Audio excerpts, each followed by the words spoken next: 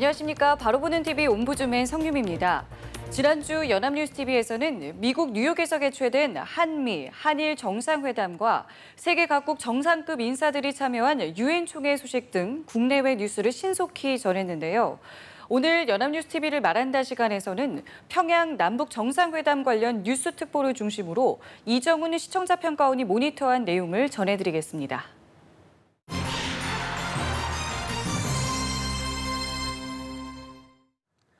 평양에서 남북 정상회담이 11년 만에 열리면서 국내뿐만 아니라 전 세계의 관심과 이목이 집중되었던 지난 한 주였습니다.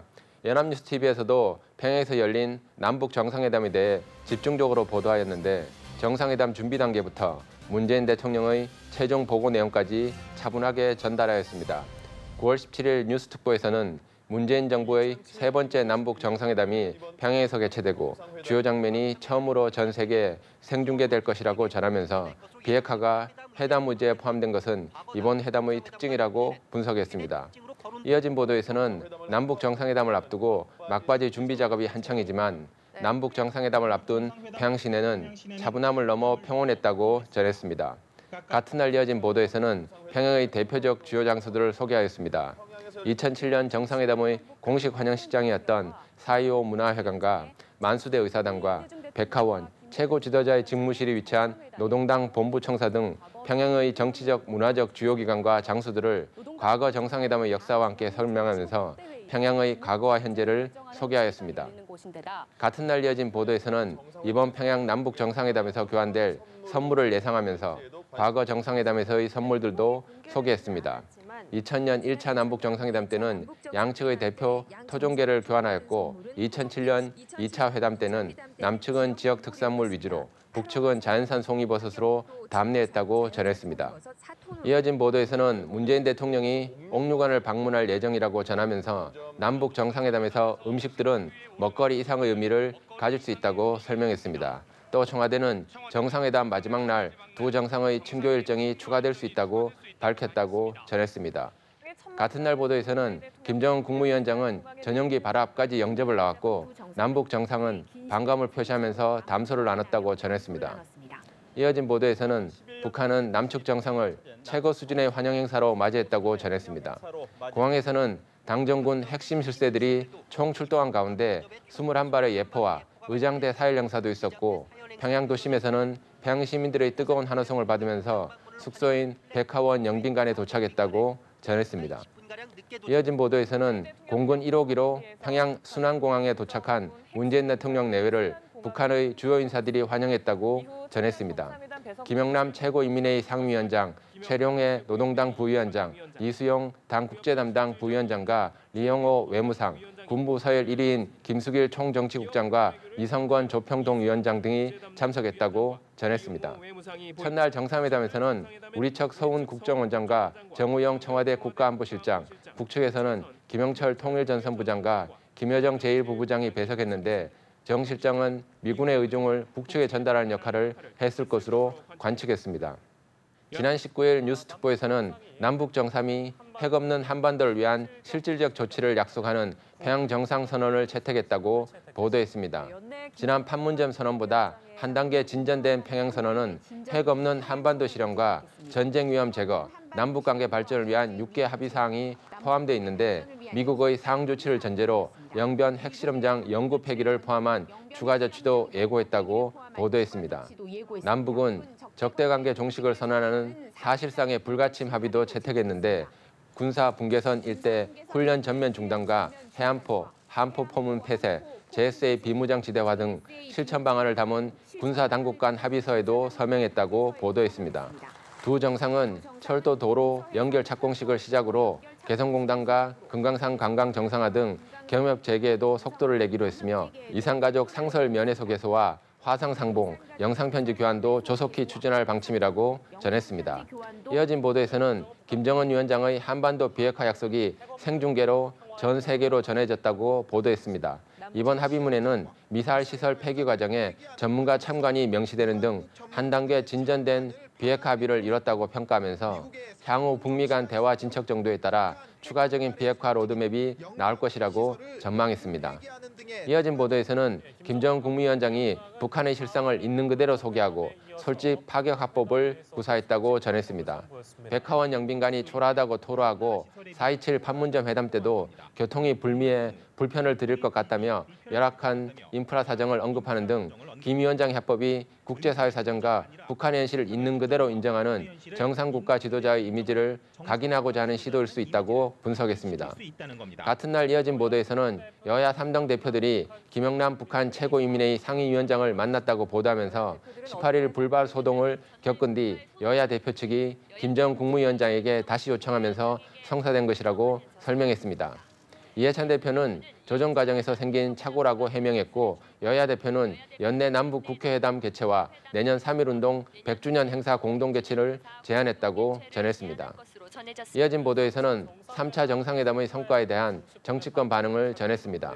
민주당은 비핵화 문제의 실질적 진전이라고 평가하면서 군사 분야 합의에 대해서는 적대관계의 종식이라고 환영한 반면 한국당은 핵리스트 제출이 빠진 합의라고 평가절하했고 바른미래당도 비핵화 논의 진전이 부진한 것에 대해 비판했다고 전했습니다. 지난 20일 뉴스특보에서는 동대문에 마련된 프레스센터 현장에 기자를 연결해 2박 3일간의 방북 일정을 마친 문재인 대통령이 방북 성과에 대해 국민에게 직접 보고하고 이번 평양 공동선언의 의미를 설명하는 시간을 가졌다고 보도했습니다. 문 대통령은 동창리 미사일 실험장을 유관국 전문가의 참관 아래 영구적으로 폐기할 것을 확약한 것은 검증 가능한 불가역적 폐기라고 설명했다고 전했습니다.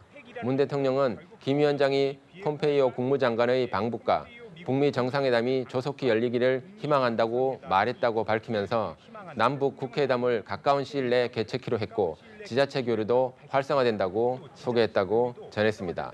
유엔 총회 참석 예정인 문재인 대통령은 이번 합의문에 담기지 않은 내용들을 미국 측에 전달할 것이라고 전하면서 북미 비핵화 협상 재개와 2차 북미 정상회담까지 성사된다면 올해 안에 종전선언을 한다는 우리 정부의 목표도 실현될 가능성이 높아질 것으로 전망했습니다.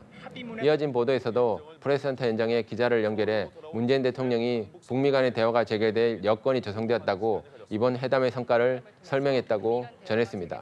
교착 상태인 북미 간 비핵화 협상을 재개를 위한 중재 외교를 하겠다는 의미라고 평가하면서 연내 종전선언이라는 우리 정부의 목표를 재확인했다고 평가했습니다.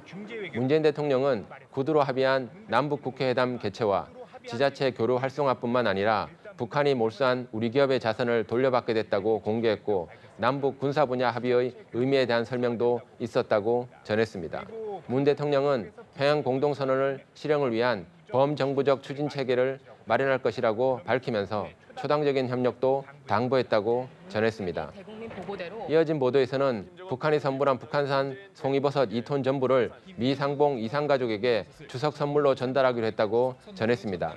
같은 날 이어진 보도에서는 이번 방북 기간 동안 남북 정상은 10번에 거친 약 20시간의 만남을 가졌고 김 위원장은 15만 평양 시민 앞에서 문 대통령을 직접 소개하고 문 대통령은 처음으로 북한 주민들 앞에서 연설을 했다고 보도했습니다. 두 정상의 친교 행보는 마지막 날 백두산 천지행과 마지막 오찬까지 이어졌다고 전했습니다. 이어진 보도에서는 이번 남북 정상회담 내내 북한 주민들은 문 대통령의 동선을 따라 열렬히 환호하는 모습을 보였는데 주민들은 도로 위는 물론 언덕과 아파트 창문에서도 인사하는 모습은 과거와는 사뭇 다른 모습이라고 보도했습니다. 무엇보다 가까이에서 대화를 나누고 주민들이 문 대통령을 신기한 듯 바라보는 모습을 그대로 언론에 내보낸 것은 파격적이라고 평가했습니다. 이어진 보도에서는 이번 남북 정상회담 남북 퍼스트레이디들도 2박 3일의 주요 일정을 함께 소화하며 친밀감을 쌓고 내조 외교에 충실했다고 보도했습니다. 평양 방문 첫날 음악종합대학, 어린이 종합병원 등도 함께 돌아보는 등 남북 퍼스트레이디의 친밀해진 관계는 획기적으로 바뀐 남북 관계를 대변하고 있다고 전했습니다. 이어진 보도에서는 북한 매체들도 9월 평양 공동선언을 대대적으로 보도하고 김정은 위원장의 비핵화 그리고 서울 답방 약속도 여과 없이 보도했다고 전했습니다. 북한 관영 조선중앙통신은 모두 7곡지의 관련 기사를 다루었고 북한 노동당 기관지 노동신문도 전체 6개면 가운데 4개면을 정상회담 관련 내용으로 채웠다고 보도했습니다. 같은 날 이어진 보도에서는 평양 남북 정상회담을 계기로 교착 상태였던 북미 비핵화 협상이 새로운 국면을 맞았다고 평가하면서 남북 관계의 실질적인 진전을 위해서는 해결해야 할 과제들이 있다고 전했습니다. 남북 정상의 평양 공동선언에 대해 미국은 물론 중국과 일본, 러시아 등 모든 관련국의 지지를 받고 있다는 청와대의 평가를 전하면서 북한 체제 보장과 실질적인 비핵화를 둘러싼 북미 간의 협상이 최대 변수가 될 것이라고 지적했습니다. 지난주 연합뉴스 TV에서는 문재인 정부의 세 번째 남북 정상회담에 대한 관련 보도를 매우 높은 비중을 두고 진행하였습니다. 이번 남북 정상회담은 역사적 맥락에서도 특별하지만 현실적 안보와 외교적 관점에서 매우 중요한 시기에 열린 회담이라는 점을 반영한 보도로서 전반적인 뉴스 보도 비중이나 다양한 이슈를 다루었다는 점에서 매우 적절한 보도 형태였다고 할 수 있습니다. 특히 북한 시민들의 현지 반응이나 평양에 대한 다양한 이야깃거리를 제공함으로써 이번 정상회담뿐만 아니라 북한에 대한 전반적인 이해를 높일 수 있도록 노력한 부분들은 긍정적이었다고 할 수 있습니다. 또한 정상회담 진행 과정에 대한 상세한 보도와 평양 공동선언과 남북의 합의 내용을 차분하게 설명한 점도 시청자들에게 유용할 것으로 평가할 수 있습니다. 하지만 회담 진행 과정에서 의전에 관련된 부분에 다소 과다한 의미를 부여하는 방식은 보도 의도와는 상관없이 시청자들에게 회담에 대한 정확하지 않은 인상을 줄 수 있다는 점도 기억할 필요가 있습니다. 정상회담 같은 외교 행사들은 사전에 치밀한 협의를 통해서 진행되는 것이 일반적인데 외교 절차에 지나친 상징이나 의미를 부여하는 것은 장기적인 관점에서 주의해야 할 보도 접근 방식이라고 할 수 있습니다. 또 방북 첫날부터 정상회담이 진행된 만큼 매우 바쁜 일정이었다는 점을 고려하더라도 미국을 비롯한 관련 주변 국가들의 이번 회담에 대한 반응을 보다 심층적으로 분석했다면 이번 회담의 성과를 보다 폭넓게 이해하는 데 유용했을 것입니다.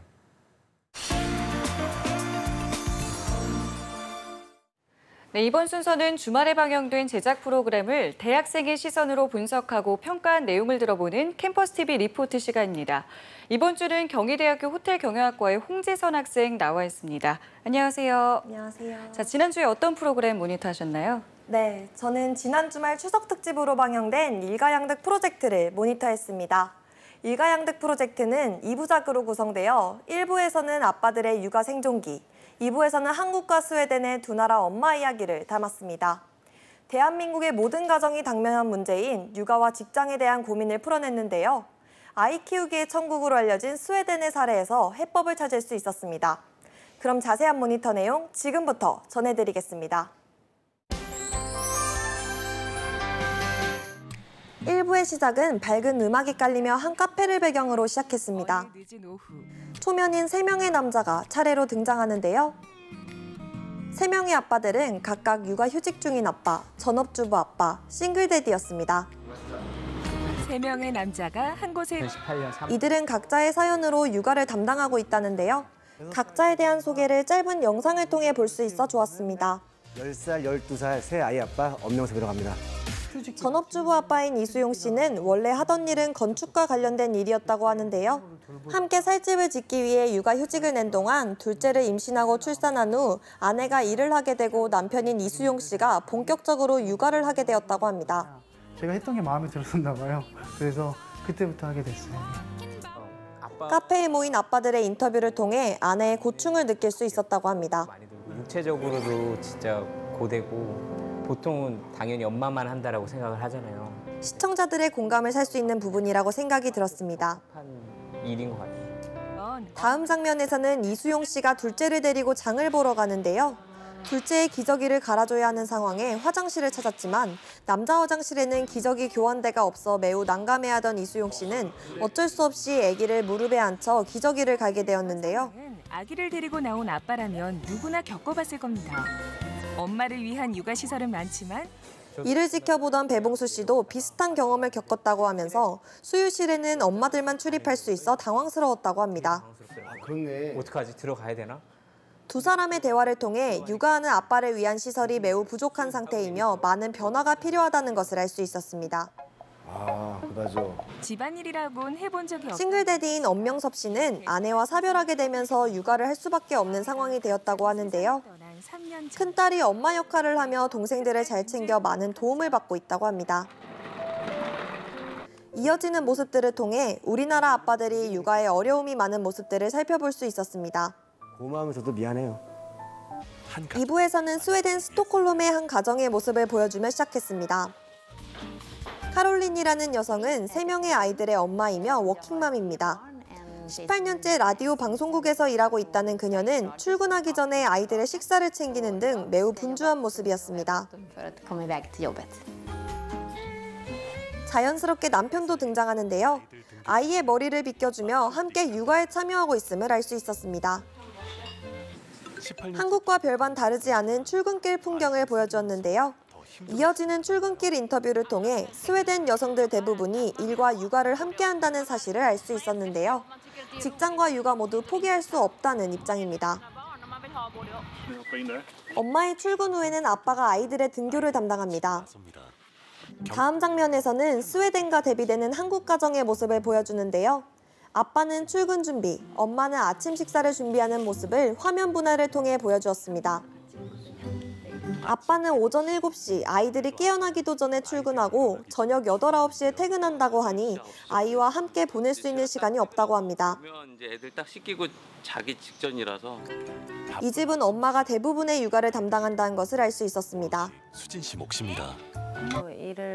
이어지는 인터뷰를 통해 원래는 직장에 있었지만 여건이 되지 않아 일을 그만두고 독박 육아를 하게 되었다고 합니다. 저 혼자 독박 육아를 해야 되는 상황이었기 때문에 우리나라 여성의 경력 단절 이유로는 결혼, 출산, 육아 때문이라고 하는데요. 남녀 연령별 경제활동 참가율에서는 남성은 30대 이후에도 참가율이 떨어지지 않지만 여성은 30대 이후 참가율이 떨어진다는 것을 그래픽을 통해 설명해 주어 차이가 크다는 사실을 알 수 있었습니다. 다시 스웨덴의 모습을 보여줬습니다. 카롤린은 결혼을 해서도 자신의 커리어를 쌓을 수 있었던 이유는 법으로 보장된 육아휴직을 쓸 수 있었기 때문이라는데요. 스웨덴에서는 이틀에서 3일을 휴가를 준다고 합니다. 또한 모자라는 인력이 생기면 퍼즐을 맞추듯 추가 인력을 고용한다고 하며 매우 자연스러운 형태라고 합니다. 아빠 프레드릭도 엄마 카롤린처럼 주 2.5일씩 육아휴직을 쓰고 있다고 하는데요. 스웨덴의 육아휴직 제도는 매우 특이한데 엄마와 아빠가 각각 240일씩 또한 이중 90일은 양도가 불가해 쓰지 않으면 사라진다고 합니다. 서로에게 양도할 수 없고 안 쓰면 없어지는 남성들이 평균적으로 107일 정도를 쓴다고 하는데요. 쓰지 않으면 손해라는 인식이 생기면서 남자들도 육아를 하는 모습이 자연스러워졌다고 합니다. 우리나라는 어떨까요? 여기서 우리나라 남성 육아 휴직 기간도 궁금해졌는데요. 얼마나 쓸 수 있을까요? 알고 보니 우리나라도 제도는 잘 정비되어 있었습니다. 다른 선진국보다 육아휴직 기간이 53주나 되는 것으로 그래픽을 통해 알 수 있었는데요. OECD 1등입니다. 그러나 전체 육아휴직을 쓰는 남성 비율은 한국이 제일 적었습니다. 그 이유는 육아휴직 급여가 너무 낮아서 충분한 경제활동을 하기 곤란하다는 것이었습니다. 라는 이제 소득 보장의 문제가 있고요. 소득 대체율이 약 32%라는데 스웨덴이 78%인 것에 비해 매우 비교가 되었습니다. 현실입니다. 카롤린은 직접 제작진에게 육아휴직을 사용하는 모습을 보여주는데요. 사회보험청 홈페이지에서 육아휴직 신청 조회가 간편하다고 하니 쉽게 사용할 수 있겠다는 생각이 들었습니다. 또한 각자 개인적인 상황에 맞게 다양한 방법으로 육아휴직을 유연하게 사용할 수 있어 실제 사용을 크게 고려하였다는 점을 알 수 있었습니다. 덕분에 스웨덴 여성 경제활동 참가율은 2017년 기준 80%에 달합니다. 1975년부터 변화 추이를 그래프를 통해 보여주어 이해하기 쉬웠고 점점 증가했다는 것을 알 수 있었습니다. 한국여성정책연구원 선임연구위원은 스웨덴도 처음부터 제도가 잘 정비되어 있던 것은 아니라고 하는데요. 오랜 시간을 거쳐 사회적인 인식 개선을 위해 노력해온 결과 현재 제도가 자리를 잡은 만큼 남성의 육아 참여가 자연스러워졌고 사회적으로도 변화가 되었다고 전했습니다. 자연스럽고 또 사회적으로도 인정이 되는 변화가 된 거지요. 똑같이 새 아이를 키우고 있지만 너무 다른 환경을 보여줬는데요. 다른 두 나라의 엄마. 우리나라에서도 제도 정비와 사회적 합의가 이루어져야 할 것 같습니다. 세상은 멀리 있지 않습니다. 네, 모니터한 내용 잘 봤습니다. 우리나라에서는 일과 육아를 병행하기가 참 쉽지가 않아 보이는데 어떤 장면이 가장 인상 깊었었나요? 네, 저는 스웨덴 사례가 가장 인상 깊었는데요. 육아와 직장에 대한 병행이 어려운 대한민국에서는 결혼을 포기하거나 부부 중 한 명이 일을 그만두는 경우가 많지만 스웨덴에서는 일과 육아가 가능한 사회적 제도가 놀라웠습니다. 우리는 아직 출산을 장려하기에는 제도적인 측면에서 지원이 부족하다는 생각을 하게 되었고 스웨덴의 사례를 잘 본받아 가정과 일터가 모두 행복한 나라로 발돋움했으면 좋겠습니다. 네, 지금까지 추석 특집으로 편성된 일가 양득을 모니터한 경희대학교 호텔경영학과의 홍지선 학생과 함께했습니다. 오늘 말씀 고맙습니다. 감사합니다.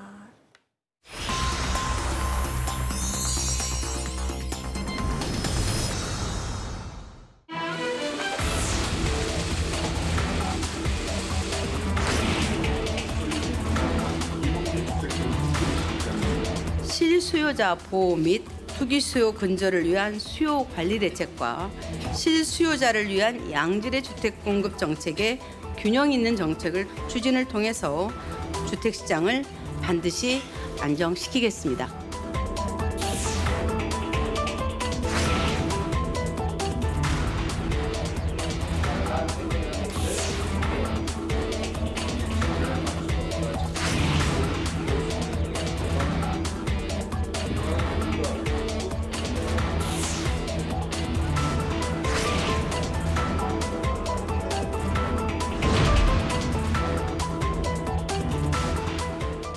정부가 9.13 부동산 시장 안정대책의 일환으로 옛 성동구치소 등 서울 총 11곳에 약 10,000호의 주택을 공급하는 내용 등이 포함된 수도권 주택 공급 확대 방안을 내놨습니다. 이번 안이 서울과 수도권 집값 안정에 영향을 줄 수 있을지 관심이 쏠리고 있는데요. 오늘 TV와 비평 시간에는 정부가 내놓은 수도권 주택 공급 확대 방안에 대해서 우리 언론에서는 어떻게 보도하고 있는지 자세히 알아보도록 하겠습니다. 오늘 명지대학교 디지털 미디어학과의 최선규 교수 자리하셨습니다. 안녕하세요. 안녕하세요. 자, 먼저 국토부가 발표한 이번 내용을 좀 간략하게 정리를 해주시고요. 정치권의 반응까지 짚어볼까요? 네. 지난 21일 국토교통부가 발표한 수도권 주택 공급 확대 방안은 크게 3가지입니다. 첫째, 수도권의 공공택지를 확보해서 주택 30만 채를 추가 공급하고, 둘째, 10만 채 규모의 신혼희망타운을 조기 공급하며, 셋째, 도심 내 주택 공급 기반을 마련하겠다는 것입니다. 국토부는 신규 택지 개발지로 서울과 경기, 인천에 모두 17곳을 선정했습니다. 국토부는 해당 지역이 선정된 배경에 대해 교통이 우수하고 서울과의 접근성이 우수하다는 점 등을 꼽았습니다. 국토교통부가 발표한 수도권 주택 공급 확대 방안에 대해 여야는 엇갈린 반응을 내놓았다고 언론은 보도했습니다. 더불어민주당은 정부의 수도권 주택 공급 확대 방안을 발표를 환영하면서 정부의 부동산 대책 발표로 벌써 일부 지역에서는 호가를 낮춘 매물이 나오고 서울의 아파트값 상승폭도 절반가량으로 떨어졌다고 논평했습니다. 반면 자유한국당은 집값의 급등 문제 해결에 역부족인 미흡한 대책이라고 평가하고 서울 도심의 재건축, 재개발의 지역에 과도한 층고 제한과 용적률 규제 등을 정상화하는 등 획기적인 공급 대책을 마련해야 한다고 했습니다. 바른미래당도 서울 집값이 폭등한 게 문제인데 서울 대책은 없고 경기도 대책만 내놓은 꼴이라며 집값을 잡기에는 터무니없이 부족하다고 비판했습니다. 네, 지금 정리를 해주신 것처럼 평가가 좀 엇갈리고 있는 상황인데요. 각계의 반응은 좀 어떤지도 전해주시죠.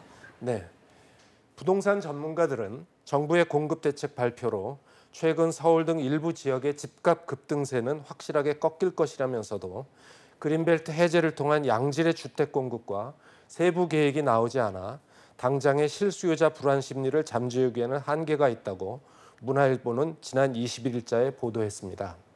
연합뉴스TV는 지난 21일자 보도에서 시중에 투자처들을 찾지 못해 떠도는 돈, 즉 부동자금이 올해 6월 말 기준 1,100조 원대로 사상 최대 규모라면서 대표적인 투자처로 꼽히는 주식시장은 미중의 무역전쟁 등 대내의 변수로 맥을 못 추고 있어 부동산 시장으로 돈이 모두 몰려 서울 집값이 떨어지지 않는 것인데, 문제는 정부가 이런 과잉 유동성을 다른 생산적 투자로 돌리는 대책을 마련하고 있지 못하다는 전문가의 의견을 전했습니다.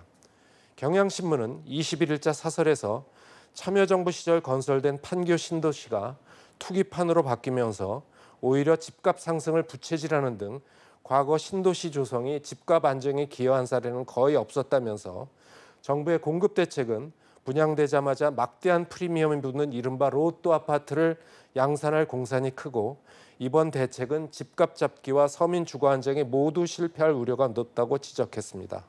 경향신문은 수십 년 동안 실패한 로또 아파트식의 민간 주택 공급이 아니라 서민 중산층이 접근 가능한 공공임대 주택 공급 위주로 발상의 전환이 필요하다고 주장했습니다. 조선일보는 26일자 기사에서 정부가 서울발 집값 과열을 잡겠다며 수도권의 주택 공급을 늘리는 대책을 발표했지만, 새로 주택이 공급되는 지역의 절반 이상이 집값 하락 지역인 것으로 조사돼서 대책의 실효성에 의문이 제기된다고 지적했습니다. 정부가 막대한 비용을 들이고도 서울 주택 수요 흡수에 실패했던 김포, 한강, 파주, 운정 등의 2기 신도시 전철을 그대로 밟는 게 아닌지 우려된다는 전문가의 말을 전했습니다. 네, 자 그리고 관심을 모았던 그린벨트 해제는 일단 이번 발표에서는 포함이 되지 않았습니다. 지금 어떤 부분이 좀 논란이 되고 있는지, 또 보수 진보 언론에서는 어떻게 다루고 있는지도 전해주시죠. 네, 이번 정부의 공급 대책으로 서울에서는 새로 1만여 채의 주택이 공급됩니다. 이 중 송파구 가락동 옛 성동구치소에 1,300채와 강남구 개포동 재건마을에 340채만 입지가 공개됐고, 나머지 9곳에 8,642채의 입지는 조만간 서울시가 발표합니다. 동아일보는 지난 22일자 보도에서 성동구치소와 재건마을은 입지가 매력적이지만 공급량이 너무 적고 나머지 9곳은 어디인지 공개되지도 않았는데, 서울시와 그린벨트 해제 협의가 쉽지 않았던 정부가 일정에 쫓겨 설익은 대책을 발표한 느낌이라는 전문가의 말을 전했습니다. 한겨레는 지난 21일자 사설에서 국토부는 집값 동향을 지켜보면서 서울의 그린벨트 해제 여부를 검토하겠다는 입장인데, 그린벨트 해제는 득보다 실이 크다는 점에서 신중히 접근해야 한다고 주장했습니다. 조선일보는 지난 23일자 기사에서 집 지을 공간이 부족한 서울에서 대규모 택지를 지정하려면 그린벨트를 풀어야 하는데, 서울시가 이를 끝까지 반대했고, 서울시가 그린벨트 해제의 대안으로 제시해온 상업지역, 준주거지역 용적률 상향 카드가 이번 정부 발표에 포함됐다고 보도했습니다. 그러나 용적률 상향은 현재 아무것도 없는 빈 땅에나 해당하는 얘기라며, 서울 전역에 이미 건물이 빼곡한 상황에서 용적률 상향 조치가 효과가 얼마나 있을지 의문이라는 전문가의 말을 전했습니다. 이 부동산 대책이라는 게 참 민감하고 복잡한 사안인데요. 그런 만큼 우리 언론의 태도도 중요할 것 같은데, 어떤 입장을 좀 견지해야 된다고 보시는지요? 네, 이번 부동산 문제는 서울 강남 지역의 아파트 가격이 급등하면서 촉발되었습니다. 다른 지방의 아파트 가격은 오히려 떨어지는 곳이 많았습니다. 그러면서 서울 강남의 집값을 잡는 것이 정부 정책의 목표가 되었습니다. 강남 불패, 세금 폭탄 등 언론의 주요 관심사도 강남의 집값에 쏠렸습니다. 강남의 집값 상승은 주변 지역으로 전파되어 서민의 주거 안정에도 영향을 미쳤습니다. 일부 언론에서는 강남의 집값이 미쳤다는 평가를 하고 있지만, 우리나라 경제력에 비해 아직도 낮은 수준이라고 평가하는 전문가들도 많습니다. 정부는 그동안 강남 지역의 집값 상승을 가져온 수요는 투기적 수요라는 입장을 보이면서 공급 확대에 부정적 입장을 견지해 왔는데, 근본 921 공급 확대 정책은 정부가 그동안의 입장에서 선회하기 시작한 신호로 받아들여집니다. 그러나 정부의 이번 정책에서도 강남 지역의 공급은 전체 30만 채 중에서 1,640채에 불과합니다. 강남은 수요에 비해 공급이 절대적으로 부족한 상황입니다. 정부가 내놓은 수요 정책에 비해서 공급 확대 방안도 너무 미진한 실정입니다. 언론은 강남의 집값을 결정하는 수요와 공급에 대해 좀 더 심층적이고 객관적인 보도를 할 필요가 있겠습니다. 네, 알겠습니다. 지금까지 명지대학교 디지털 미디어학과의 최선규 교수와 함께했습니다. 오늘 말씀 고맙습니다. 네. 네, 옴부즈맨 제작진은 시청자 여러분의 다양하고 소중한 의견을 기다립니다. 방송을 보고 느낀 소감을 연합뉴스TV 홈페이지 시청자 게시판이나 SNS로 보내주시기 바랍니다. 저희는 다음 주에 다시 찾아뵙겠습니다. 여러분 고맙습니다.